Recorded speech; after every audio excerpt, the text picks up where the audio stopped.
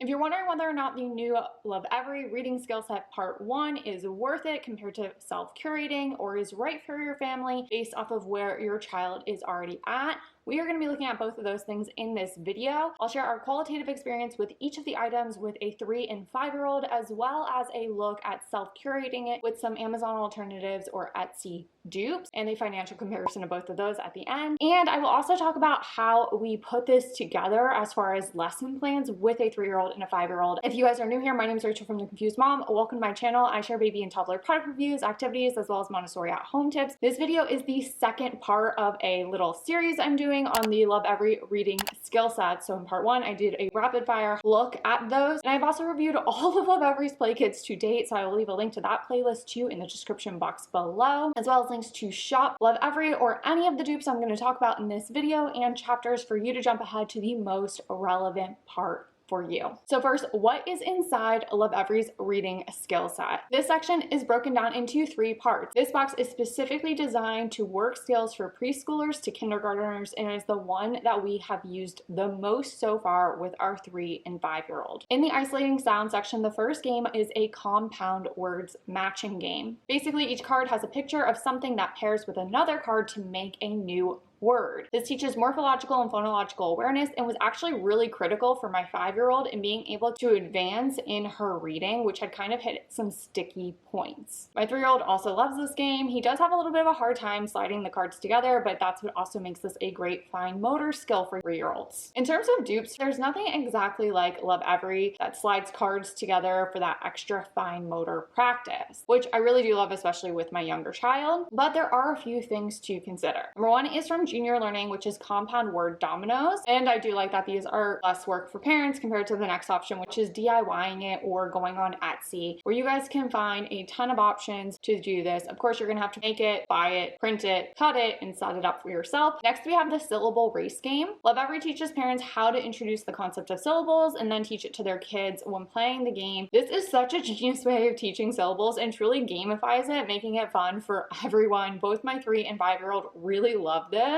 Again, it helped my 5-year-old when it came to actual reading by allowing her to rely on greater phonological awareness for more success, because she really started to understand the whole parts of a word, not just the sounds alone, which helped with her blending. As far as dupes for this go and alternatives, honestly, it's an incredibly easy game to DIY. All you need is a board to go around, which my daughter, when she was 4 years old, created a board game, and any random set of flashcard objects will allow you to do this game yourself. And then again, Etsy is a great option for lots of different syllable game practices. Of course, you'll have a lot more searching, decision making, printing, and cutting to do as far as prep work for the parents. And for the last dupe, we have Syllable drill flashcards. These are great for kids who want to quiz themselves, or if you want more visuals for how syllables work. Next, we have the rhyming leaves game. This is basically 2 games in one, both practicing rhyming with tips for parents to introduce rhymes, correcting mistakes, and setting your kids up for success. Both my 3 and 5-year-old enjoy this game. This card set can be used in a similar way to Lovevery's game. So before I continue on the dupes, Lovevery's version is really unique because it offers a matching version, so you have to find the matching pair that rhyme,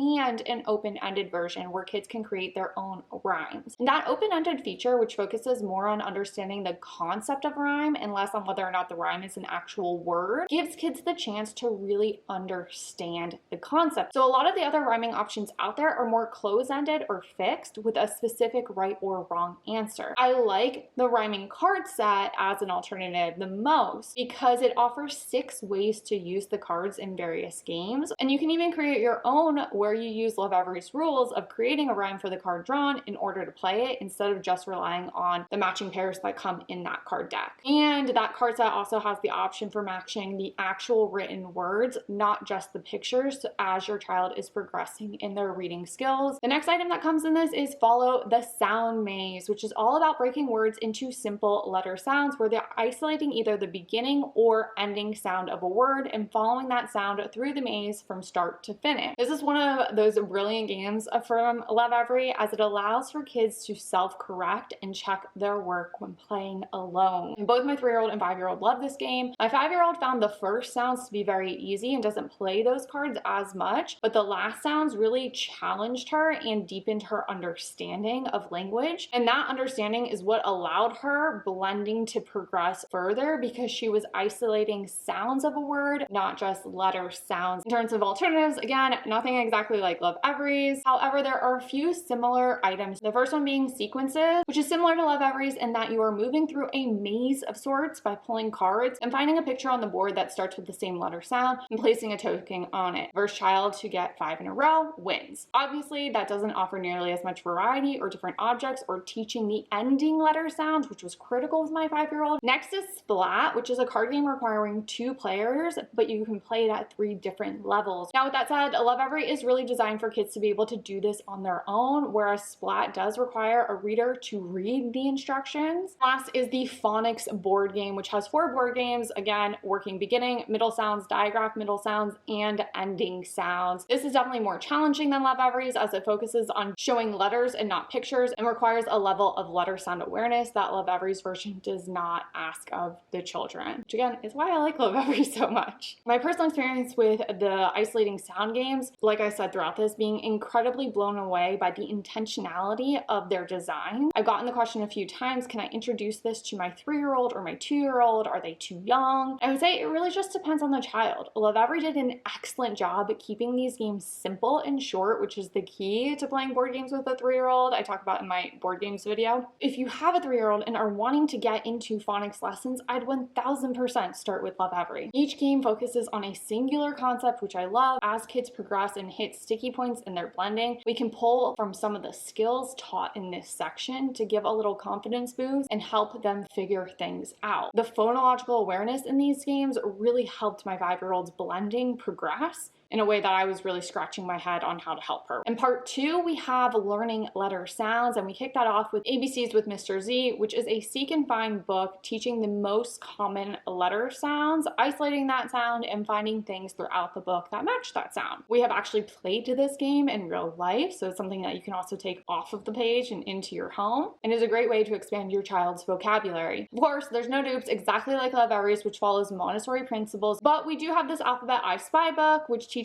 a similar concept but not as well. Even so, it's been great for road trips. Additionally, there are some I Spy picture books and letter books which do feature real objects, but sometimes the letter is the beginning sound, sometimes it's the middle sound. It's a much more chaotic experience. The next item that comes in here is a movable alphabet. Alternatives to this, we have had both this foam magnetic set as well as this wooden set off of Amazon. You can use those letters with a couple other items that come in here. The first one being the wooden letter sound blocks, which is a series of blocks broken down into letter sets that correspond with the taking turn books that come in this. So basically you choose one letter from the set to work on, and then have your child arrange the blocks to form that letter using the corresponding pictures to help them practice hearing that letter sound in different words. As kids get good at this, you can introduce more of the letter set blocks at a time so that there's a greater challenge as they're sifting through more puzzle pieces. Now, I will say one commenter on my first video in this series did bring up a great point about how some of the letter sets are teaching the long vowel sound. I feel like this may have been an oversight on Lovevery's end, as Mr. Z's ABCs focuses on the most common letter sounds. However, I will say the skill tokens do really enhance the learning, and you could argue the mix of long and short vowel sounds is for extended learning as kids get older. With the rise of wooden Montessori stuff, it was impossible for me to find a dupe that actually worked letters. The most similar item I did find was wooden blocks with letters that you do arrange to reveal a bigger puzzle. It's just not revealing a letter puzzle. Next, we have the letter case Beehive, which uses the movable alphabet and these honeycomb cards, which are cardboard, but the actual board game piece is wood. Somebody else asked me that. Basically, you roll a dice and then you have to match the lowercase with the uppercase letter as you're racing to get the bear to the honey pot. This is actually my 3-year-old's favorite game. And even if they're just picking it up and playing on their own, it's giving them that letter shape recognition. Of course, if you're playing it with them, you're going to want to say the most common letter sounds to really begin that association. It's also good if you have an older sibling around for them to be able to say the letter sounds and teach it to the little sibling where they're getting that extra practice. Of course, nothing is exactly like Lovevery's, which I love because of how the upper and lowercase letters fit together. But I found a board game that is a fantastic alternative to this, where you match the upper and lowercase letters together, and on the back there's a chance to use that letter sound as the first sound in a word. For wiggly kids who need more action, Alpha Blasters is also a nice way to get some letter letter sounds in. My personal experience with this letter sound section is that Lovevery really designed these to be intentional for children as early as 3 years old by keeping things short and adaptable to meet your child where they're at, whether that's the actual letter sounds and recognition they have or just their attention span for sitting through something. Really do want to stress the games in this section allow you to assess where your child is at, then tailor practice to the specific sounds they're working on, which I love, and why I keep saying, even though I had a 5-year-old who had some skills, getting part 1 was really important in her progression. The final section of this box is our spelling and reading, and it kicks off with Sita's Hike to the Beach, which is a wordless picture book that builds towards stronger reading outcomes by focusing on the story structure while kids are building their listening, comprehension, and storytelling abilities. My kids love this. My daughter at 5, she constantly is going through books and telling stories based off of the pictures, but this one really challenged her since she had never heard me tell the story to begin with. Of course, there's nothing exactly like Lovevery's featuring real people and situations in that Montessori way, but there are